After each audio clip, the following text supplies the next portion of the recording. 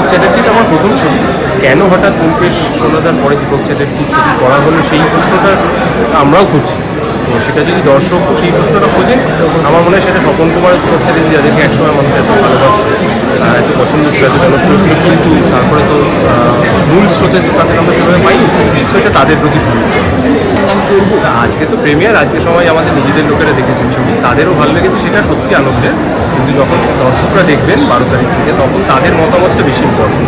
এবং এই ছবিটা যেহেতু গতানুগতিক চিরাচরিত ছবির মতো নয়, সেই কারণেই দর্শকদের যে রিয়াকশন সেটা আরও বেশি করে ইম্পর্টেন্ট। তো আমরা 12 তারিখের জন্য অপেক্ষা করি এবং তারপরে দেখি মানুষ কী করছেন, কারণ ultimately audience verdict is the ultimate one. তারা যেটা বলবেন সেটাই।